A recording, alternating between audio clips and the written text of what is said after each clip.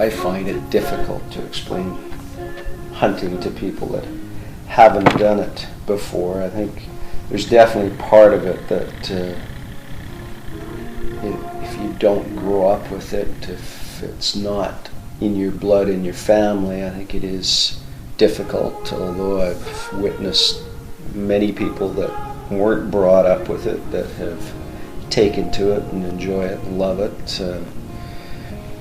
It's a whole lot of it, especially as you get older, is about being out in the wilderness, in the bush, walking, observing, listening, using all your senses, and just enjoying the fresh air and nature.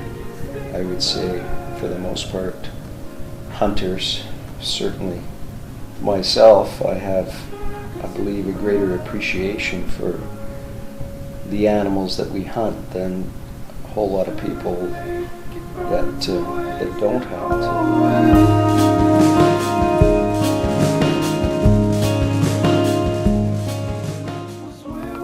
As far as the environmental aspect of hunting, I guess the biggest thing that people would be concerned about is that you're going to deplete the stock of that particular wild animal.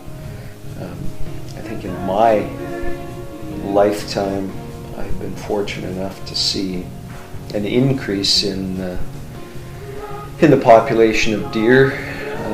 I don't know about moose at Prince George. I think it's probably depleted some, but I'm not so sure it's to do with hunting. I think if you look at logging in that area, it's played a huge role. There's not the area for the moose, although hopeful that it will come back.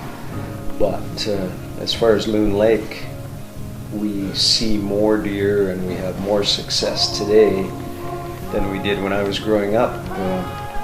The fact that I was 23, 24 years old before I shot my first deer, and both of my sons had shot their first deer by the time they were 17, 18 years old. I think that alone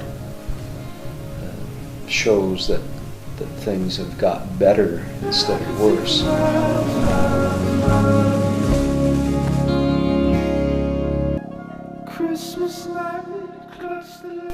It's just always been a good experience and a way to enjoy the outdoors. If you really look at our track record of success, it hasn't necessarily always been that great.